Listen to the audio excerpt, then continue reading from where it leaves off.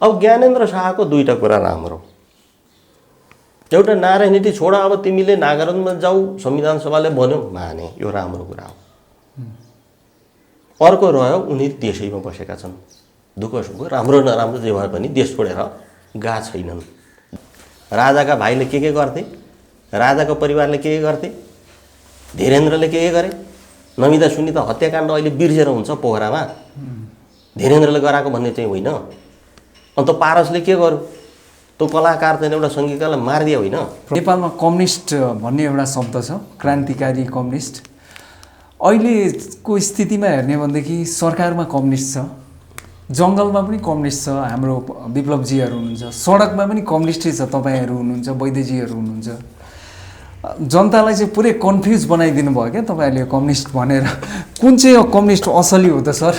अब त्यो जनताले छुट्याउनु। यो कन्फ्युजको चाहिँ के भनेदेखि मानिसको चेता भनेको चाहिँ चेतना चाहिँ अब कि यो सबै कम्युनिस्ट चरित्रै हो? मानिसको चेतना विकास हुने भनेकै चाहिँ तपाईँको रिफ्युज, कन्फ्युज र इन्फ्युज भएर हो।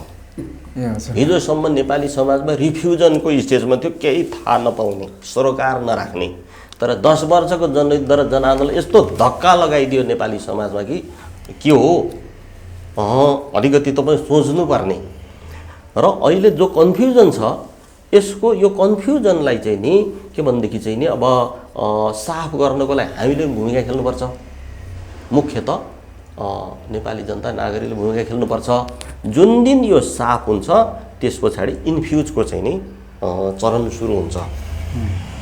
अब त्यो चरणले कि कम्युनिस्ट चाहिँदैन भन्ने निष्कर्ष पुर्याउँछ कि चाहिँ यो चाहिँ कम्युनिस्ट हो चाहियो भन्ने। अब धनबहादुर, वीरबहादुर मानिसको नाम। अब तपाईँको चाहिँ धनबहादुर नाम राख्ने बित्तिकै धनी त हुँदैन, बलबहादुर अझै वीरबहादुर भन्दा पनि भन्ने बित्तिकै बलियो त हुँदैन। यिनले ठगेका छन्, नेपाली जनता कम्युनिजम चाहन्छन्। त्यसो हुनाले चाहिँ यिनले चाहिँ नि त्यो राखेका छन् नाम, हिजो राख्दै आए, झन्झट भएको छ कम्युनिस्ट नाम। यो 74 सालको निर्वाचन मतदानको 2-4 दिन पहिला 2-3वटा अन्तर्वार्ता अब ओलीको आयो, खड्ग ओलीको, त्यसमा प्रश्न के भनेका छन् भनेदेखि एमाले कम्युनिस्ट होइन, माओवादी कम्युनिस्ट होइन, यिनीहरू वामपन्थी पनि होइन, भोलि बन्ने पार्टी पनि कम्युनिस्ट वा वामपन्थी पार्टी चाहिँ होइन। म त त्यो अन्नपूर्णको चाहिँ दैनिकको राखेको छु नि त, त्यो लेख्दा त्यो अन्तर्वार्ता त प्रश्न भनेका छन्। त्यसो भन्दा भन्दै पनि कम्युनिस्ट भनेर भोट दिन्छन्। जनताले जान्ने कुरा भयो। किन भनेदेखि इतिहासको निर्माता जनता हो, मार्क्सवादले भन्छ। अहिले चाहिँ नि तपाईँको ओलीका भ्रष्टाचार लगायतका जो क्रियाकलाप छन्, अब तपाईँको त्यसमाथि प्रश्न छ। र चाहिँ हामी त के भन्छौँ भनेदेखि चाहिँ जस्तो यो भ्रष्टाचार, यो कोरोनाको चाहिँ नि के भनेदेखि औषधि खरिद बिक्रीमा, स्वास्थ्य सामग्रीमा योगेश भट्टराईको भन्ने आयो।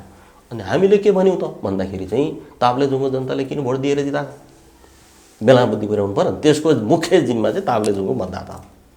अब यिनलाई चाहिँ जहाँ ठुलो पुर्याए त्यो त चाहिँ जनताले पुर्याए। जनताले त विश्वास गरेर भोट दिने, विश्वास गरेर हुन्छ। त्यसो हुनाले नाम बलबहादुर राखेर लुते मान्छे, धनबहादुर राखेर बडा चाहिँ नि के भनेदेखि चाहिँ नि अब सुकुम्बासी गरिब मान्छे भए जस्तै यिनले चाहिँ नि ढाट्नको लागि कम्युनिस्ट नाम राखेका छन्। किन भनेदेखि कम्युनिस्ट नाम नराखौँ जनताले छोडिदिन्छन्। कम्युनिस्ट राख्दा कहाँ झर्को परिराखेको छ भनेदेखि अब क्रियाकलाप चाहिँ काङ्ग्रेसभन्दा खराब भए पनि अब जो गैर कम्युनिस्ट हो, भारत अमेरिकाले युरोपले हेर्दा त कम्युनिस्ट पार्टीको नाम राखेर चाहिँ कम्युनिस्ट भइहाल्यो। आपत पर्या छ यिनीहरूलाई। त्यसो हुनाले यसरी बदनाम गर्दै लगेर विप्लव नेकपालाई प्रतिबन्ध लगाउने, मार्ने, हामीलाई पनि क्रमशः त्यही चाहिँ बाटोमा चाहिँ नि धकेल्ने कितामा हुँदै लगेर चाहिँ नि कम्युनिस्ट सिध्याइदिने। कम्युनिस्ट सिध्याएपछि अनि कम्युनिस्ट शक्ति सिध्याइदिएपछि ओली प्रचण्डले आफ्नो पार्टीको नाम बदल्छन्, बदलेर काङ्ग्रेस पार्टी राख्छन्। प्रचण्डजी अर्थात् माओवादी केन्द्र त्यो बेलाको चाहिँ टाउको थियो, एमाले पुच्छर मात्रै थियो। प्रचण्डजीहरू त्यहाँ मिलेपछि पुच्छरलाई टाउको बनाइदियो, अर्थात् एमालेलाई चाहिँ शिर बनाइदिएको अवस्था छ। प्रचण्डजीहरू त्यहाँ चाहिँ पुच्छर भएर बस्नु भएको छ भन्ने तपाईँको आशय र अब यस्तो अवस्थामा बसेको पार्टीको भविष्य, यद्यपि अहिले भनेको सबैभन्दा ठुलो पार्टी हो, सरकार लगायत प्रदेशमा पनि 6वटा प्रदेशमा उहाँहरूकै नेतृत्व छ। यो पार्टीको भविष्य कहिलेसम्म चल्ला त यस्तो अप्राकृतिक रूपमा बनेको गठबन्धन तपाईँकै भाषामा मैले भनेको अब मिति नै तोकिहाल्न त हुँदैन।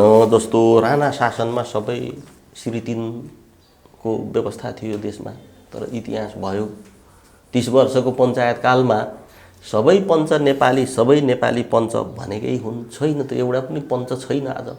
यस्तै यस्तै नि। त्यसो हुनाले यिनको ठुलो पनि अब राम्रो गरे राम्रै हुन्छ। अब जस्तो लिपुलेकको नक्सा सम्बन्धमा हामीले वक्तव्य दिएर समर्थन के भने सकारात्मक भन्यौँ, तर कता चाहिँ एमसिसी पारित गर्ने तयारी त होइन भनेर आशंका पनि व्यक्त गर्यो। राम्रो गर्दै गर्दै गएमा चाहिँ तपाईँको हामीले राजनीति गर्नुपर्छ के जरुरी छ। वैज्ञानिक समाजलाई शिक्षा, स्वास्थ्य, रोजगारी, आवास सम्बन्धी चाहिँ के भने नागरिकको मौलिक अधिकार जो भनिया छ हामी भन्छौँ त्यो स्थानीय तहमा हस्तान्तरण गर्नु पर्यो। त्यो समाजवादी चाहिँ के समाजवाद हो, त्यो कार्यान्वयन दायित्व। र श्रमिक वर्गलाई चाहिँ तपाईँको सत्ता सञ्चालन जिम्मा लाउनु पर्यो। अहिलेका यी को हुन् त? 275 जना जो प्रतिनिधि सभामा छन् केन्द्रमा, ती किसानका प्रतिनिधि हुन् कि होइन? मजदुरका प्रतिनिधि हुन्? होइनन्। भने कुन वर्गका भन्दा दलाल पुँजीपतिका प्रतिनिधि हुन्। एका दुई जनजाति त्यो के भने त्यो समानुपातिक के महिला हालेका छन्, तिनको पनि वर्ग प्रश्न छैन। ती किसान पनि होइनन्, मजदुर पनि होइनन्। त्यसो हुनाले तिनीहरू चाहिँ के भयो त? पुँजीपति, दलाल पुँजीपति भए। त्यसो हुनाले मजदुरको जनसङ्ख्याको आधारमा सांसद बनाउने व्यवस्था गर्नु पर्यो। अब किसानको जनसङ्ख्याको आधारमा सांसद बनाउने व्यवस्था गर्नु पर्यो। 65% किसान नेपालमा छ, 65% सांसद किसानलाई बनाउनु पर्यो। 20% मजदुर, 20% मजदुर चाहिँ सांसद बनाउनु पर्यो। 15% बाँकी रह्यो पुँजीपति, 15% पुँजीपति बनाइदिनु पर्यो। हामी जो भनिराखेका छौँ यो मार्क्सवाद, समाजवाद अन्तर्गत पर्दछ र उत्पादक शक्तिले राज्य सञ्चालन गर्नु पर्यो। उत्पादक शक्ति त मजदुर किसान भए। हामी भनिरहेको छौँ यो लागू गरिदिएदेखि हाम्रो काम गरे भइहाल्यो। तपाईँलाई आनन्द भइहाल्थ्यो। हामी त्यो लागू गर्ने बित्तिकै त्यता दौडने त भन्दाखेरि त्यो दोस्रो कुरा हो, दोस्रो धेरै टाढाको कुरा हो। त भइसकेपछि चाहिँ त्यो त गर्दैनन्। त्यसो हुनाले तिनीहरू कम्युनिस्ट होइनन्। अहिले बाध्यताको कम्युनिस्ट चाहिँ हुनाले चाहिँ उनीहरू असाध्यै खराबी गरिरहेछन्। त्यसकारण हामी के भन्छौँ भने तिनीहरू कम्युनिस्ट होइनन्। हजुर सर, तपाईँले यसै भन्दाखेरि हामी कुराकानीको अन्त्यतिर पनि छौँ। गणतन्त्रको कुरा निस्किहाल्यो। भर्खरै मात्र 13 वर्ष पुगिसकेको अवस्था छ हाम्रो गणतन्त्र, होइन? गत जेठ 15 गते। अब यो 13 वर्ष पुगिसकेको गणतन्त्र यहाँसम्म आइसक्दाखेरि पनि मान्छेहरूले धेरै प्रश्न चाहिँ उठाए। जनताको आम गुनासोको कुरा यहाँ आउँदैछ। गणतन्त्रले धेरै राजाहरू जन्माए, श्रीपेज बिनाको। पहिलाको एउटै राजा ठिक थियो बरु त भन्ने पनि केही विचारहरू सुन्नमा आयो। यस्तो कतै लाग्छ तपाईँलाई? ठिक हो। यसमा दुईटा। पहिलो मेरो जवाफ अथवा स्पष्टीकरण के हुन्छ भने राजनीतिक सैद्धान्तिक रूपले त्यो प्रतिगामी चेतना र प्रतिगामी विचारधारा। हजुर, गत वर्ष पत्रकार सम्मेलन एउटा कार्यक्रम गऱ्यौँ। यही पत्रकारले सोध्नुभयो यी काठमाडौँमा, अनि राजा फर्काउने के भन्ने भयो। मैले भने होइन, राजै फर्काउनु पर्छ भने शाहवंश किन फर्काउनु पर्यो? मल्ल फर्काए हुँदैन, लिच्छवी फर्काए हुँदैन, किराँती फर्काए हुँदैन। त्यसको अर्थ मै राजा हुनुपर्छ भन्ने त रहेन। खोजेर ल्याउँला नि त त्यहाँ भनेर भने। त्यसकारण वाइयादौँ र हिजोको चाहिँ नि खराब राजतन्त्रप्रति जो सहानुभूति बटुलाइँदैछ नि, दिलाइँदैछ, यो प्रतिगामी चेतना हो। त राणा शासन खोज्छ, त्यसले अर्को पछाडि फर्काउनु खोज्छ। हामी अगाडि बढ्ने कि पछाडि हेर्ने भन्दा अगाडि बढ्नुपर्छ। र त्यो बेला एउटै मात्रै राजा, अहिले धेरैवटा राजा र चाहिँ के भने त्यो बेला श्री 5 वालालाई मात्रै देखेर हुन्छ। राजाका भाइले के गर्थे, राजाको परिवारले के गर्थे, धीरेन्द्रले के गरे, नमिता सुनिता हत्याकाण्ड अहिले बिर्सेर हुन्छ पोखरामा। धीरेन्द्रले गराएको भन्ने चाहिँ होइन। अन्त पारसले के गर्यो, त्यो कलाकार चाहिँ एउटा सङ्गीतकारलाई मारिदियो होइन, प्रवीण गुरुङलाई। यी तमाम घटनाहरूलाई अहिले बिर्सिनु भनेको यो प्रतिगामी विचारधारा, प्रतिगामी चाहिँ नि चेतना हुन्छ। त्योसँग हामी सहमत हुँदैनौँ। अब दोस्रो रह्यो यहाँ शासकहरूको जो तरिका, जो शासकहरू छन् तिनको तरिकामाथिको प्रश्न सही हो। तर चाहिँ नि चित्त नदुखाउँ, यथार्थ हिटलरको भाले प्रवृत्ति नेपाली समाजमा हाबी छ। हिटलरको भाले प्रवृत्ति हिटलरले एउटा भाले पालेको थियो अरे, कुखुराको भाले। हजुर। अनि त्यो भालेको जति प्वाँख उखेल्यो त्यति हिटलरलाई पछ्याउँथ्यो अरे। उखेल्दै संसद भवनमै लग्यो अरे। अनि संसद भवनमा अरू सांसद देखाएर यस्तो हुन्छ दुनियाँ, साम्राज्यवादी आक्रमणमा लाग्नुभन्दा यस्तो हुन्छ दुनियाँ, जति चाहिँ नि त्यो देखाएर 2-4वटा भएको प्वाँख चाहिँ नि उखेल्यो, हिटलरतिरै त्यो भाले कुद्छ। फेरि चाहिँ एउटै बिनाको चाहिँ जम्मा उखेल्दै हिटलरतिरै कुद्छ। हिटलरको भाले प्रवृत्ति हामीसँग छ। त्यसो हुनाले राजा चाहियो, रानी चाहियो भने त्यो तपाईँको चाहिँ नि देउता चाहियो, के जातिर भगवान् चाहियो भने त्यो हुँदैन। दुनियाँलाई के थाहा छ भनेदेखि चाहिँ नि ज्ञानेन्द्र शाह र पारस शाह बाउ छोराको चाहिँ अमेरिका भारत कताको चाहिँ योजना, अनि त्यो बाउ छोराको प्रत्यक्ष कमान्डमा चाहिँ दरबार हत्याकाण्ड भएको दुनियाँले भन्छ नि त। अहिले 19 गते जेठको वरपर एउटा पत्रिकामा छापिएको रहेछ। त्यो बेला एकजना हवलदार के त्यो लालबहादुर मगर परपरा छापिएर रहेछ, फेरि छापिएर रहेछ। त्यहाँनिर चाहिँ उनले प्रश्न भनेका छन्। उनले त छानबिन हुनु पर्यो, दिपेन्द्रलाई दोष लगाउनु भएन भनेर चाहिँ अरू नामबाट चाहिँ त्यहाँ उजुरी गरेछन्। पछि थाहा पाएर सजाय भोगेछन्, भोगाइएको रहेछ पाल्पातिरको त्यो अब पूर्व अब सेना। त उनको त्यो भनाइमा अन्तर्वार्तामा के भनिएको छ त भनेदेखि चाहिँ नि पारसलाई चाहिँ नि सोधपुछ गर्ने हो भने सबै खुल्छ भनेकै छन्।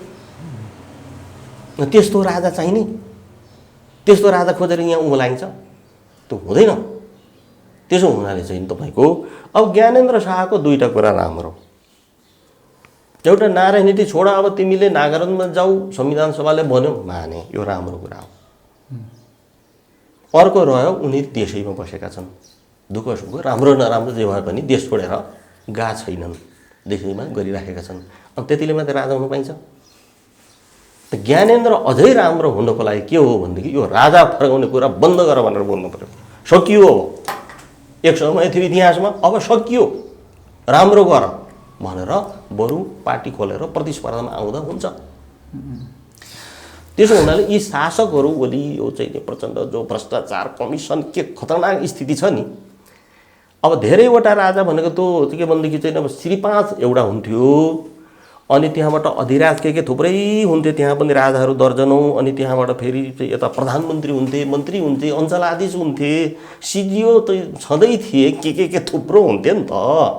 अहिले चाहिँ त्यो बेला नदेखेको हुनाले चाहिँ नि तपाईँको चाहिँ त्यो एउटा मात्रै भनेर हुन्छ र? अहिले छन्। अहिले र उहिलेमा फरक के त भने उहिले राजतन्त्र थियो र यो मिडियाको विकास भएको थिएन र तपाईँको जनताले थाहा पाउँदैन थिए। अहिले विकास भयो गणतन्त्रमा, भए पछाडि सबैले थाहा पाउने भए। थाहा पाउनेपछि धेरैले प्रश्न उठाउँदै, धेरै राजा देखिएको सङ्ख्या अलिक तलमाथि होला। यी अहिलेका त्यो चाहिँ नि दर्जनौँ फटाहा राजालाई त तलाउँ त। अब म तपाईँको गणतन्त्रवादी यस अर्थले कि म अब व्यावहारिक रूपमा राष्ट्रपति अथवा राष्ट्र प्रमुख नहुन सक्छु, यो अहिले त्यस्तो केही देखिँदैन र त्यसको लागि लागिपरिया पनि छैन। तर नागरिक अधिकारको सिद्धान्तमा त म यो देशको राष्ट्र प्रमुख हुन सक्छु, तपाईँ हुन सक्नुहुन्छ, तपाईँ हुन सक्नुहुन्छ, सबै हुनुपर्छ भन्ने रहेन। प्रजातन्त्र, डेमोक्रेसी, लोकतन्त्र, जो जनतन्त्र, जनवाद भनिन्छ, यो त जनताले चुनेको मान्छे चाहिँ नि राष्ट्र प्रमुख हुनु पर्यो नि त। राजाको छोरा राजा, राजाको छोरा राजा, त्यसलाई सामन्तवाद भने होइन।